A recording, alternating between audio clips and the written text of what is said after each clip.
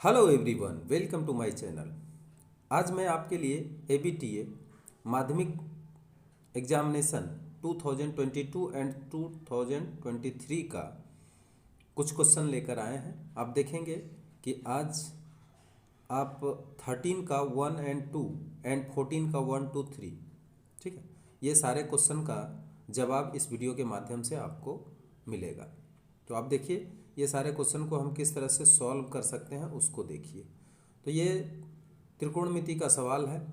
उसमें देखिए 13 का ए में लिखा क्या है कि सूरज का उन्नत कोण 45 डिग्री होने से किसी समतल पर स्थित एक खंभे की छाया की लंबाई जो होती है उन्नयन कोण 30 डिग्री होने से छाया की लंबाई उसकी अपेक्षा 10 मीटर अधिक हो जाती है, तो खंभे की ऊंचाई ज्ञात करें।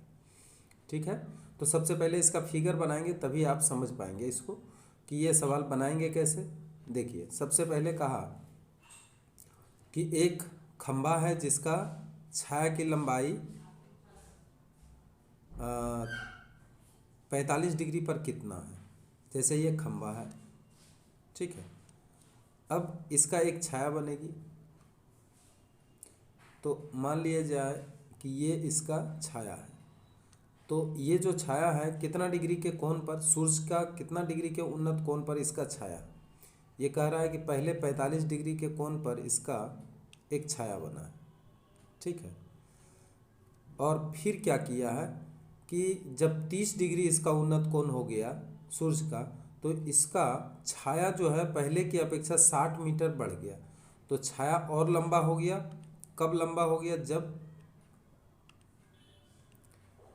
इसका छाया तब लंबा हो गया जब सूर्य का उन्नत कोण बढ़ गया।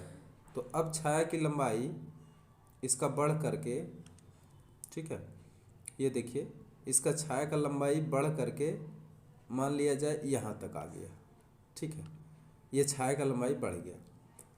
तो इस बार कहा सूर्य का उन्नत कोण कितना हुआ, तो सूर्य का उन्नत कोण इस बार 30 डिग्री हो गया, ठीक है। तो अब यहाँ पे देखेंगे सूर्य का अलग अलग पोजीशन है। जैसे ये है 45 डिग्री, तो इस समय 45 डिग्री होने से इस समय सूर्य का पोजीशन मान लिया जाए ये है, ठीक है। उसके बाद जब ये 30 डिग्री हुआ तब सूर्य का पोजीशन कुछ अलग स्थान पे होगा। तो इसका पोजीशन देखिए ये है। तो पोजीशन अलग अलग, सूर्य हमेशा गतिशील रहता है, इसलिए अलग अलग पोजीशन में इसका एंगल भी अलग अलग बनता है। तो अगर प्रारंभिक में ए बी खंभा है, इसका छाया BC बना, उसके बाद जब सूर्य का उन्नत कोण घट करके 30 डिग्री हो गया, ठीक है, तब अब जो है इसका छाया का लंबाई B और D बना, ठीक है, जो कि पहले की अपेक्षा 60 मीटर क्या है, अधिक है।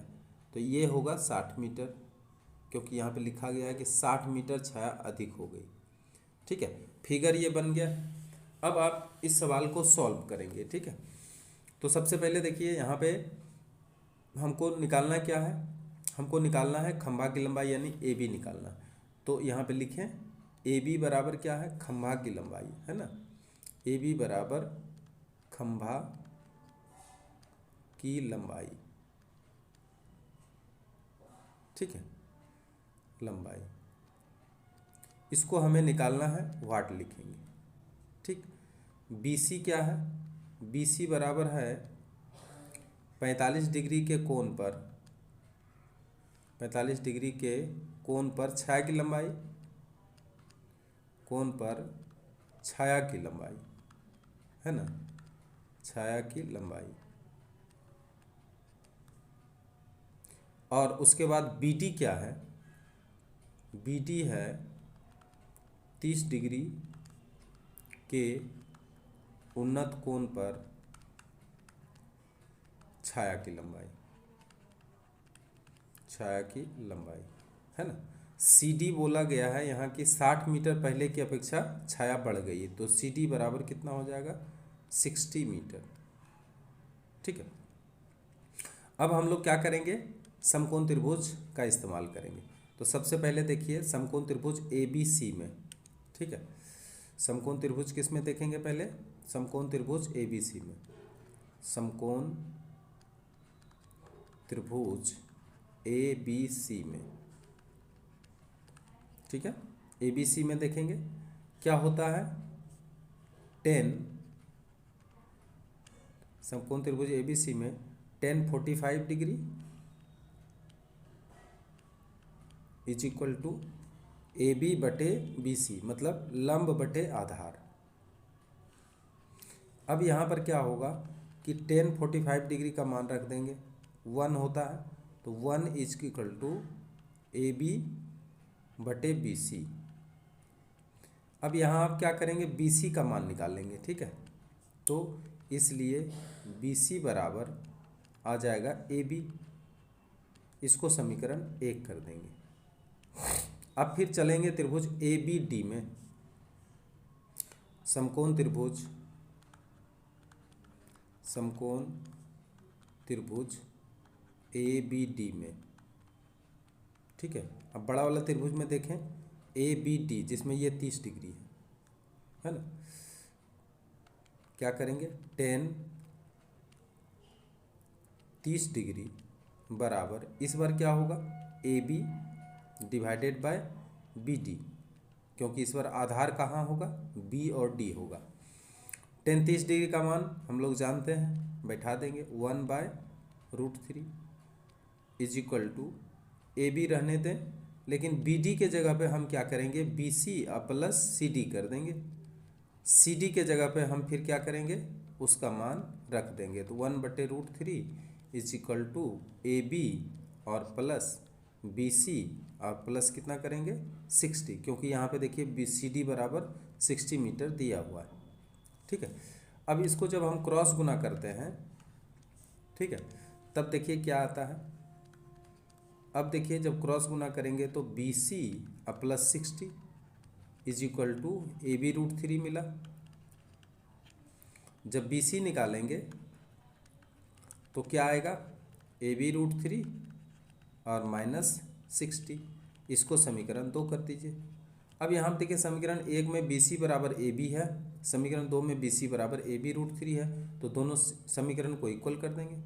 समीकरण 1 तथा 2 को क्या करें, तुलना कर दें। तुलना जब करेंगे तो क्या होगा, करने पर LHS बराबर है, RHS भी बराबर हो जाएगा, तो हो जाएगा AB√3 minus 60 is equal to AB को बराबर के एक साइड कर लीजिए, AB√3 माइनस AB, ठीक है, इज इक्वल टू 60। अब और आगे इसको बढ़ाते हैं और देखते हैं कि AB का मान कितना आ जाता है। AB यहाँ आएगा √3 माइनस 1, 60 डिग्री।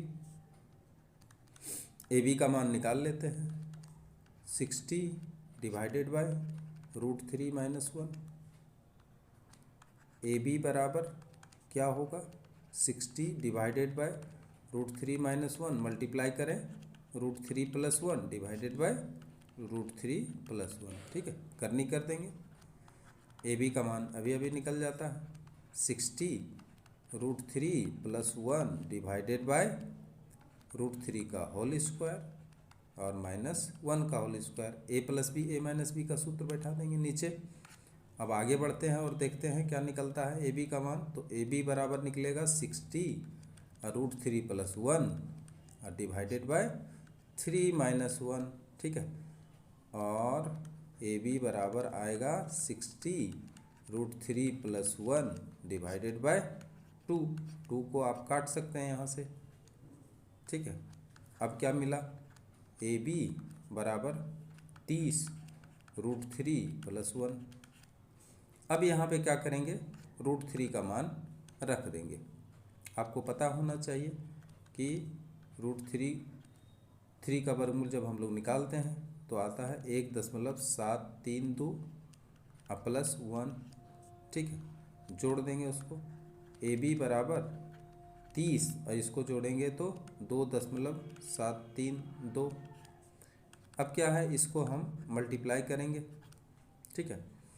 तो मल्टीप्लाई जब करेंगे तो कितना आएगा, 2.732 को अगर हम 3 से मल्टीप्लाई कर दें तो ए बी बराबर आ जाएगा 6, 3 3 जा 9, 21 का 1, बाकी 2, 6 और 2 8, एक जीरो डालेंगे और यहाँ देखिए 3 अंक के बाद दशमलव है तो यहाँ पे आप दशमलव डाल दीजिए। ए बी बराबर आ गया है 81.96, जीरो भी लिख सकते हैं, मीटर, ठीक है। अतः स्तंभ या खंभे की लंबाई बराबर 81.96 मीटर और यही हो गया इसका आंसर। क्लियर है? आगे बढ़ें। अब देखते हैं क्वेश्चन नंबर 13 का सेकेंड नंबर।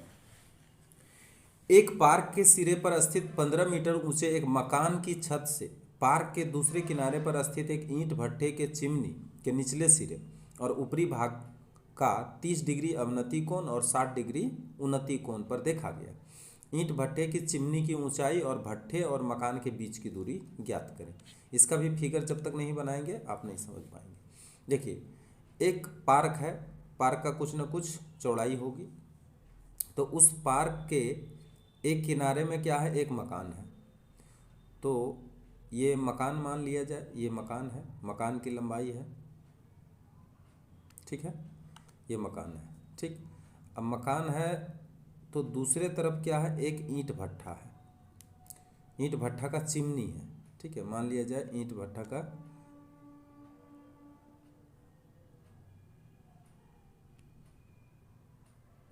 का एक चिमनी है, ठीक है।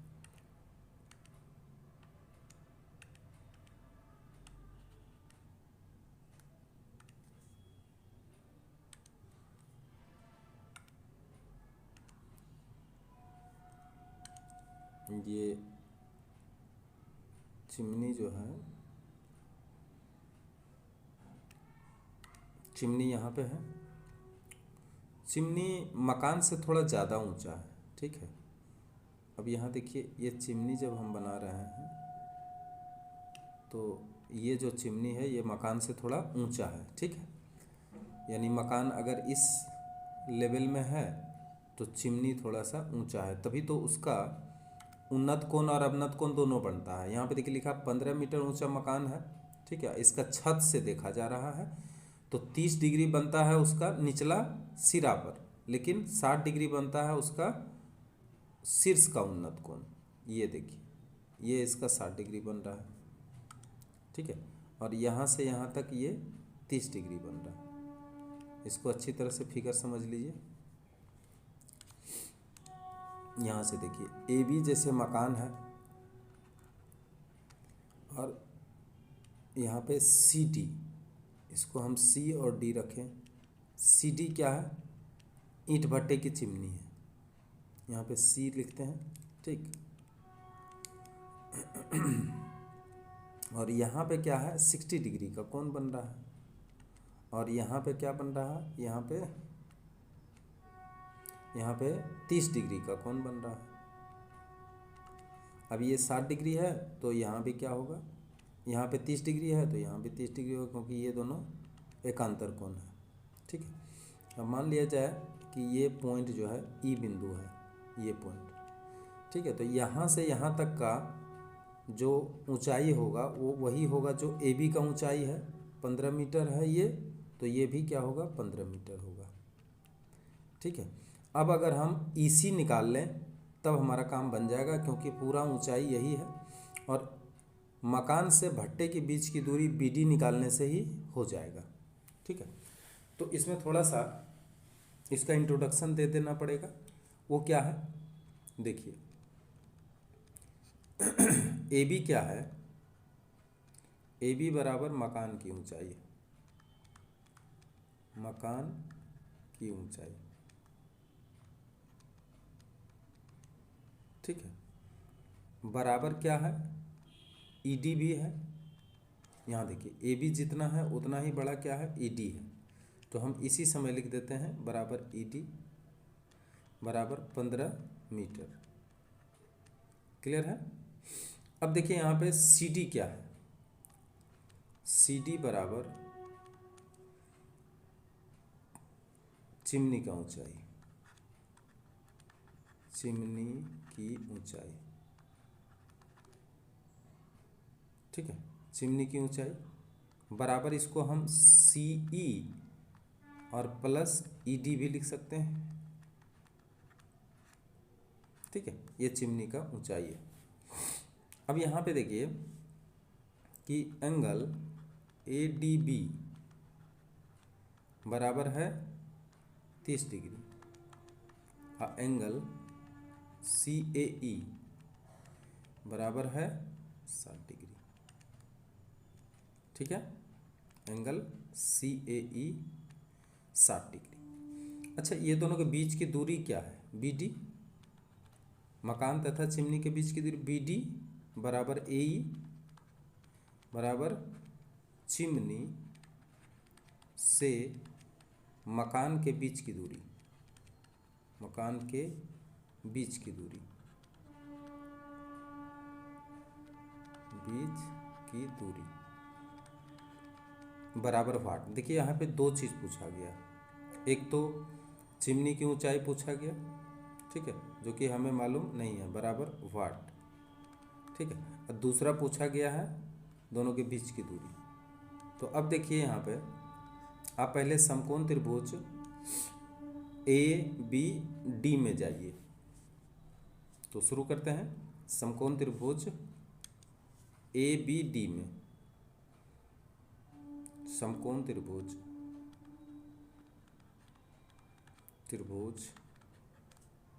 ए बी डी में क्या मिला यहाँ पर, टेन 30 डिग्री बराबर A B divided by B D, ठीक है। यहाँ तक 30 डिग्री का मान आपको मालूम है 1/√3 बराबर ए बी के जगह पे 15 बैठा सकते हैं और बी डी को यूं ही लिख सकते हैं, ठीक है। क्रॉस गुना जब करेंगे तो आएगा बी डी बराबर 15√3 मीटर। तो अब देखिए ये दोनों के बीच की दूरी 15√3 मीटर मिल गया। तो ये जब 15√3 मीटर हुआ तो ए डी के बराबर क्या है, ए डी के में बी डी के बराबर क्या है, ए ई भी है। तो ये भी कितना हो जाएगा 15√3 मीटर, ठीक है। अब हम त्रिभुज सी ए ई में ले लेंगे। अब समकोण त्रिभुज ए सी ई में या सी ए ई में, ठीक है। इसमें देखिए tan 60 डिग्री होगा इस बार। इसमें क्या ले लेंगे, सी ई बटे ए ई, सी ई डिवाइडेड बाय ए ई, ठीक है। अब tan 60 डिग्री का मान आपको पता है √3 बराबर सी ई मालूम नहीं है लेकिन ए ई मालूम है, सी डिवाइडेड बाय ए ई के जगह पे हम लिख सकते हैं, चूंकि बी डी बराबर ए ई है, बराबर यहाँ ए ई भी लिख सकते हैं। तो ए ई का मान हमारा कितना आ गया 15√3 लिख देंगे। क्लियर है। अब देखिए जब हम क्रॉस गुना करते हैं तो हमें सी का मान निकल, सी बराबर 15√3 मल्टीप्लाई √3, सी ई बराबर 15 मल्टीप्लाई 3, सी ई बराबर 45 मीटर, इसलिए चिमनी का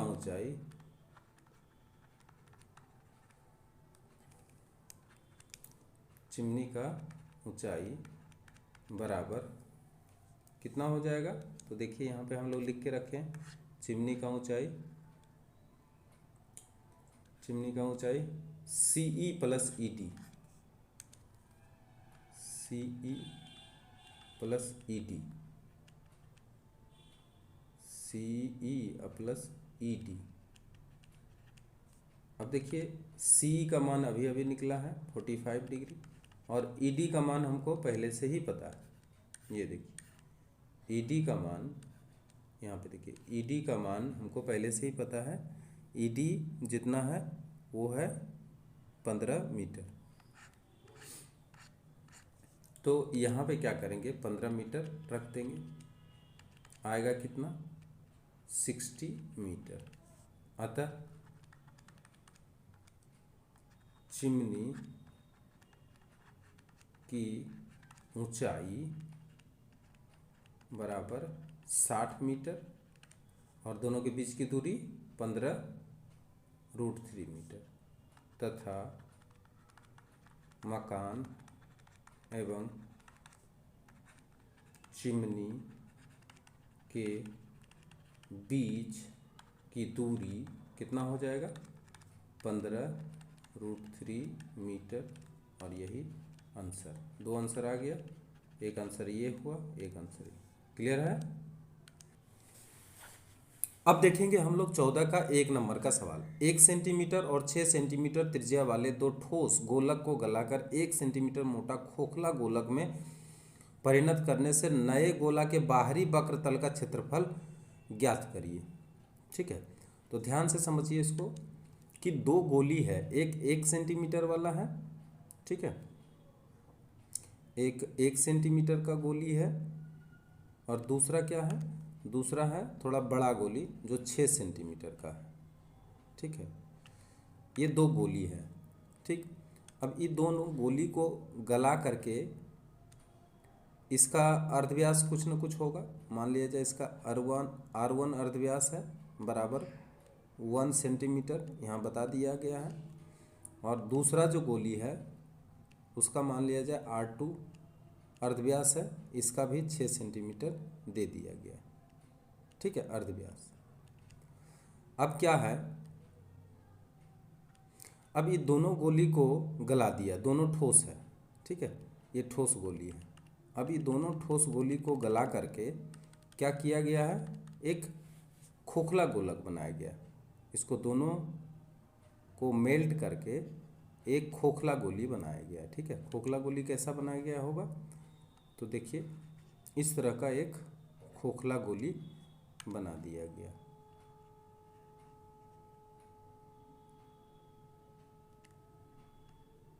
ठीक है, ऐसा एक खोखला गोली बना दिया गया। तो खोखला गोली में आपको पता होना चाहिए कि इसका 2 अर्धव्यास होता है, एक बाहर का होता है, ठीक है, जिसको हम लोग कैपिटल R से सूचित करते हैं। ठीक है, एक भीतर का होता है जिसको हम लोग स्मॉल r से सूचित करते हैं। ठीक है, अब इसका मोटाई बोल रहा है, जो खोखला गोलक है इसका जो मोटाई है वो यहाँ दे दी गई है। यहाँ पे इसका मोटाई बताया जा रहा है कि ये कितना मोटा खोखला गोली है, तो 1 सेंटीमीटर मोटा खोखला गोली है। तो हमें क्या निकालना है? इसका जो बाहर का वक्र तल का क्षेत्रफल है वो निकालना है। ठीक है, क्वेश्चन समझ में आ गया। अब हम आगे बढ़ते हैं।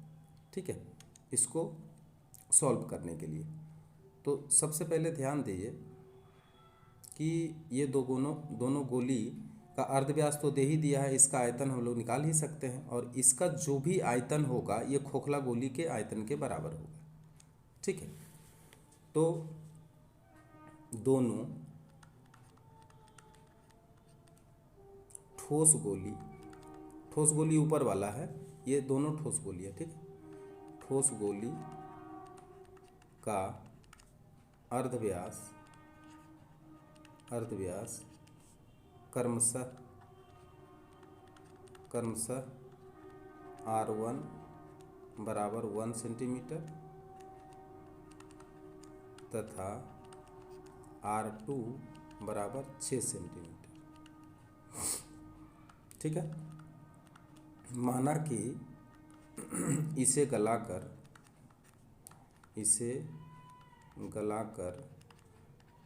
बनाया गया खोखला गोली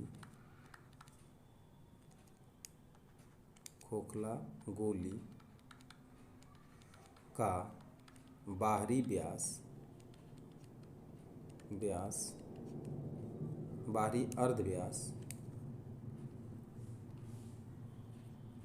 अर्धव्यास बराबर कैपिटल R। ठीक है, अब यहाँ पे खोखला गोलक का क्या दिया है, इसका मोटाई दिया। खोखला गोली का मोटाई बराबर 1 सेंटीमीटर, इसलिए भीतरी अर्धव्यास बराबर R-1 सेंटीमीटर हो जाएगा। ठीक है, और ये जो होगा ये R बराबर हो जाएगा, क्योंकि उसमें हम लोग क्या करेंगे, अगर भीतरी अर्धव्यास को स्मॉल r मानेंगे तो स्मॉल r बराबर क्या होगा, R-1।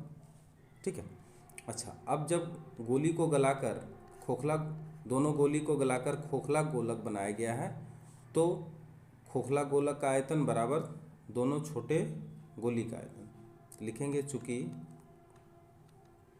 खोखला गोलक का आयतन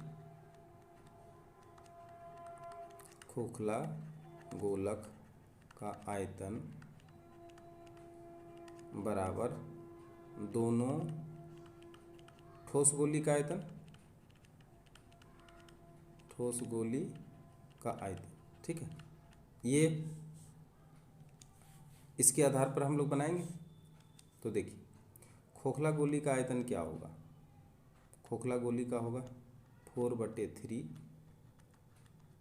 pi capital R³ minus small r³। ये खोखला गोली का,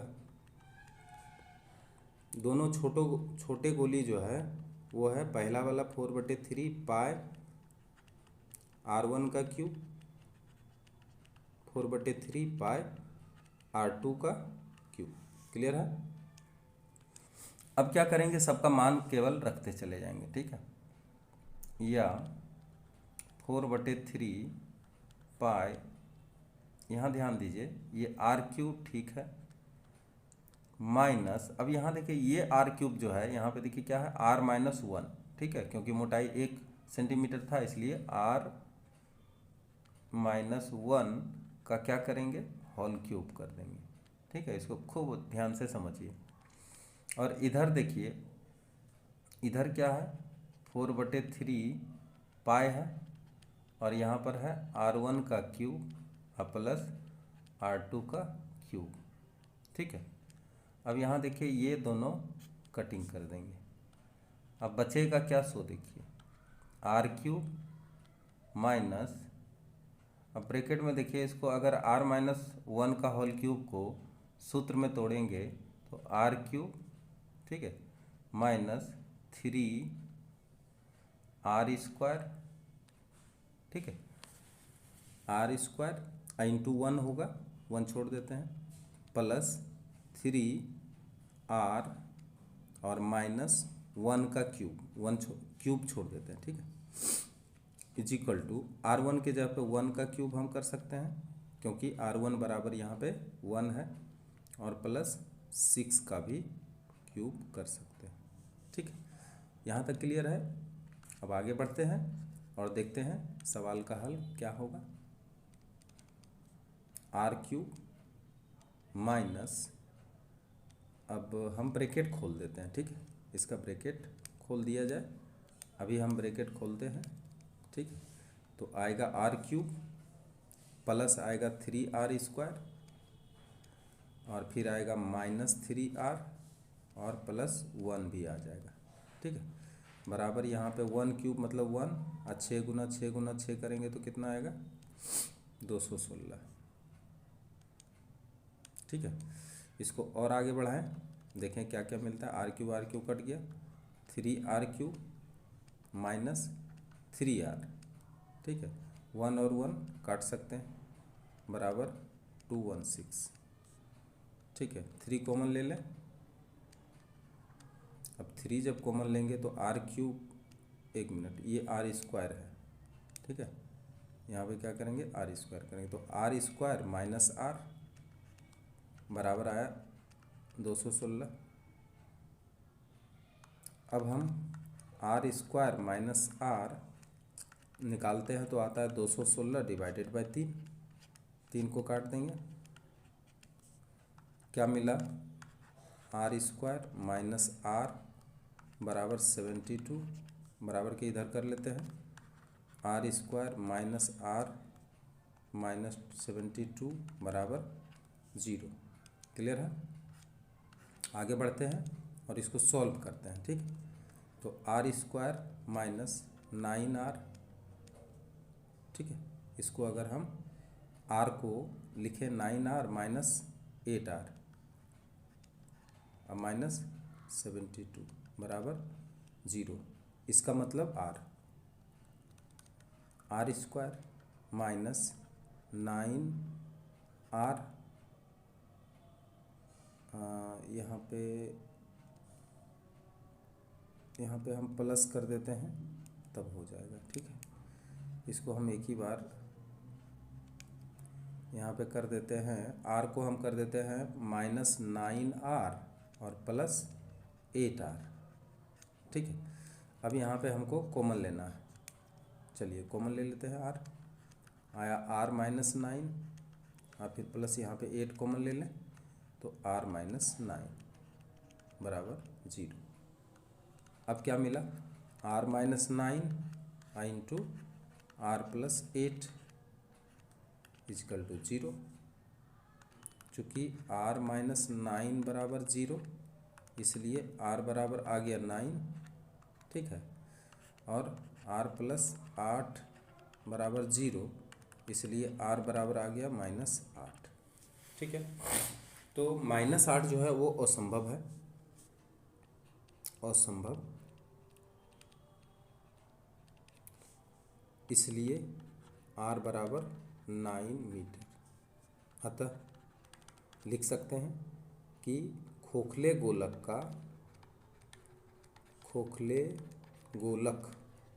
का बाहरी अर्धव्यास निकल के आ गया, बाहरी अर्धव्यास बराबर आ गया 9 मीटर। अब हम क्या करें, अब हमको इसका वक्रतल निकालना है, इसलिए खोखले गोलक का वक्रतल कितना होगा, खोखले गोलक का वक्रतल का क्षेत्रफल निकालना है, क्या होगा 4 पाई r²। ठीक है, यहाँ कैपिटल R² कर देते हैं, 4 इंटू 22/7 और r के जगह पे बैठाएंगे 9 इंटू 9। ठीक है, 4 पाई का मतलब 22/7। अब इसको हम क्या करेंगे, मल्टीप्लाई करेंगे तो 88 इंटू 81 डिवाइडेड बाय 7। अब 88 और 81 को मल्टीप्लाई कर लेते हैं, 8 64 8 64 8 2 1 7 7128/7। अब इसको जब हल करते हैं, इसको जब हल करते हैं तो कितना आता है, इसको 7 से डिवाइड करते हैं हम, 7 से डिवाइड करेंगे 1 बार में 7 कट जाएगा, डबल अंक उतारेंगे, एक शून्य देंगे, 1 बार में 7 5 8 8 बार में 56 2। आया 10,182/7 वर्ग सेंटीमीटर, और यही क्या हुआ, इसका आंसर हुआ। क्लियर है? आगे बढ़ें, आगे बढ़ते हैं और देखते हैं नेक्स्ट सवाल क्या। अब देखिए आपके सामने एक सवाल आया, 4.2 डेसीमीटर लंबे एक ठोस काठ के घन से सबसे कम काठ नष्ट करके जो लंब वृत्ताकार शंकु बनेगा उसका आयतन कितना होगा। तो देखिए यहाँ पर कैसा है, एक ठोस घन के आकार का, ठीक है, इस तरह का एक ठोस घन आकार का लकड़ी है, ठीक है। अब इसके भीतर एक शंकु नुमा रचना काट लिया गया, ठीक है, इस तरह से शंकु इसमें काटा गया।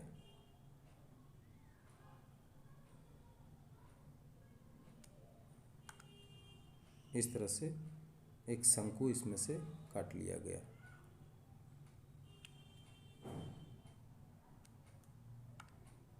ठीक है। अब कह रहा है कि इस शंकु जो भीतर में काटा गया है,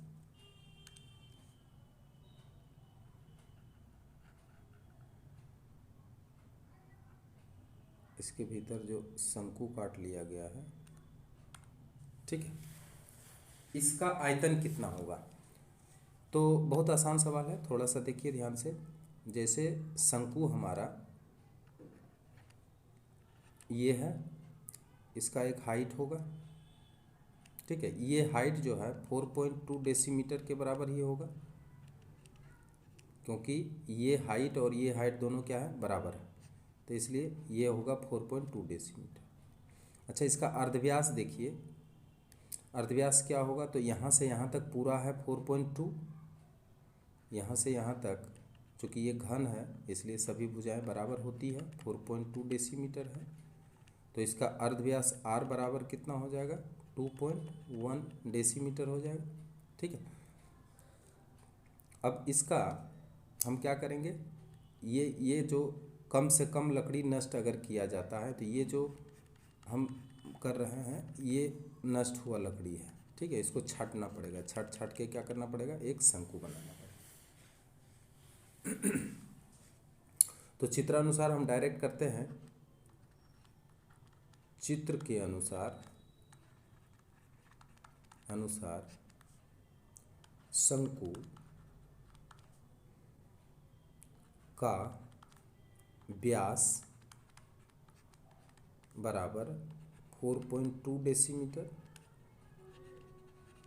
इसलिए शंकु का अर्धव्यास इसका आधा हो जाएगा 2.1 डेसीमीटर। शंकु का ऊंचाई कितना हो जाएगा, 4.2 डेसीमीटर। शंकु का ऊंचाई बराबर कितना, 4.2 डेसीमीटर, इसलिए शंकु का आयतन निकाल लेंगे, ठीक है। ठोस शंकुआकार लकड़ी का आयतन कितना हो जाएगा, 1/3 पाई r स्क्वायर h, सारा चीज़ यहाँ मालूम है, h यानी ऊंचाई भी हमको पता है 4.2, तो इसको सॉल्व करेंगे, 1/3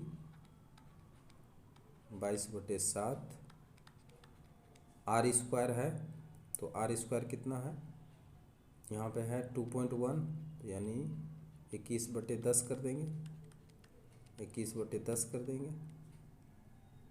और गुना 42/10 कर देंगे, ठीक है। ये हो जाएगा घन डेसीमीटर इसका आयतन, ठीक है। और घन सेंटीमीटर अगर करना चाहते हैं तो ये हुआ डेसीमीटर क्यूब, ठीक है। अगर सेंटीमीटर में बदलना चाहते हैं तो इसको हम लोग क्या करेंगे, ठीक है, छोटी इकाई में व्यक्त करने के लिए 21/10, 21/10, 42/10 गुना 100 कर देंगे, ठीक है, तब क्या होगा, सेंटीमीटर का क्यूब। अब देखिए यहाँ पे 0, यहाँ 0, ये 0, ये 0 कट गया। 7 या 21 कट गया। 3 को 3 से काट दिए, ठीक है। और कुछ कट जा रहा है, और जो भी है रहने दीजिए इसको। अब आगे बढ़ते हैं और देखते हैं इसमें कितना मान आता है। तो आएगा 2 2 मल्टीप्लाई 2 1 मल्टीप्लाई 4 2 और डिवाइडेड बाय 10। क्लियर है। यहाँ पे देखिए घन सेंटीमीटर करने के लिए हमें एक और 0 लगाना पड़ेगा, ठीक है। तो एक और 0 अगर लगाएंगे तो ये 0 और ये 0 भी कट जाएगा, ठीक है। तो अब हमें यहाँ पे 0 नहीं मिलने वाला है। क्लियर है। अब केवल क्या करेंगे, इसको मल्टीप्लाई कर देंगे, हमारा मान निकल जाएगा। तो इसको मल्टीप्लाई करने के लिए सबसे पहले हम क्या करें, ये दोनों को मल्टीप्लाई करें। तो चलिए ये दोनों को मल्टीप्लाई करते हैं। 21 को 22 से कर देते हैं। 2 आएगा, 4 आएगा, 2 आएगा, 4 आएगा, ठीक है। 2 6 4 यहाँ पे आ जाएगा। 2 6 2 2 6 2 आया। अब मल्टीप्लाई 42 कर देंगे, 42 कर देंगे। 42 अगर मल्टीप्लाई करते हैं तो देखिए इसका मान कितना आता है। 4 12 का 2 बाकी 1 8 1 9, ठीक है। उसके बाद 4 से मल्टीप्लाई करेंगे। 4 से मल्टीप्लाई इसको करेंगे तो आएगा कितना, 8, ठीक है। 24 का 4 2 16 18, 4 10 का 0 बाकी 1। अब हमारा मान आया 19404, ठीक है। 8 2 10, यहाँ पे मल्टीप्लाई जब करेंगे 2 2 जा 4, 6 2 जा, तो इसका आंसर कितना आ जाएगा। इसको मल्टीप्लाई कर लिए हैं, ठीक है। मल्टीप्लाई करने के बाद अब इसका आंसर आ गया है 19404 वर्ग। अब हम यहाँ पे घन सेंटीमीटर लिख सकते हैं, ठीक है, यानी सेंटीमीटर क्यूब लिख सकते हैं। अतः हम लिख सकते हैं शंकु का आयतन बराबर 19404 सेंटीमीटर का क्यूब, और यही हो गया इसका आंसर, ठीक है। आगे बढ़ते हैं और देखते हैं नेक्स्ट सवाल। अब यहाँ पे देखिए एक लंब वृत्ताकार बेलन के आंतरिक वक्र तल का क्षेत्रफल 264 वर्ग मीटर और आयतन 924 घन मीटर हो तो उसके आंतरिक व्यास और ऊंचाई ज्ञात करें, ठीक है। तो सबसे पहले देखिए यहाँ पे लंब वृत्ताकार बेलन है, ठीक है। तो लंब वृत्ताकार बेलन एक बनाएं। ये मान लिया जाए लंब वृत्ताकार एक बेलन है।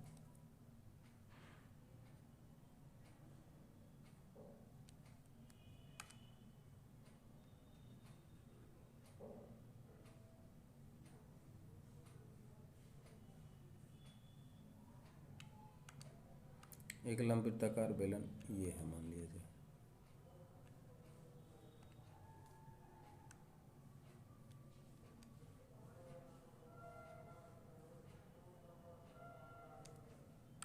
एक लंब वृत्ताकार बेलन है, ठीक है। अब इसका क्या है, क्या क्या दिया है, इसका आंतरिक वक्र तल का क्षेत्रफल दे दिया, ये वाला वक्र तल का क्षेत्रफल दिया इतना वर्ग मीटर, और आयतन भी दे दिया कि इसमें कितना, ठीक है, कितना पानी अट सकता है, वो आयतन भी दे दिया, घन मीटर में दिया, वर्ग मीटर में दिया।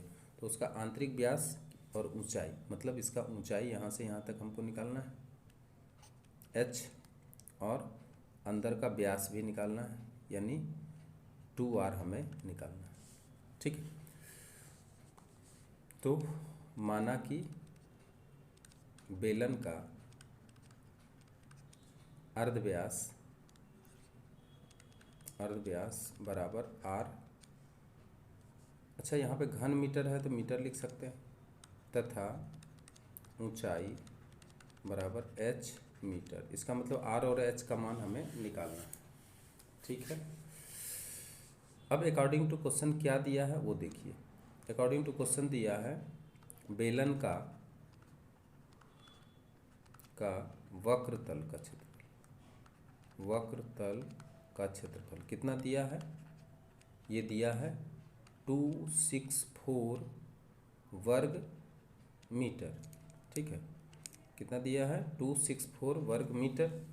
ठीक, अच्छा बेलन का वक्र तल का जो क्षेत्रफल होता है वो होता है 2πr/h, तो इतना बराबर 264, इसको समीकरण 1 करेंगे, तथा दूसरा क्या दिया है, बेलन का आयतन दिया, बेलन का आयतन भी दे दिया। आयतन कितना दिया है 924, ठीक है, मीटर का क्यूब।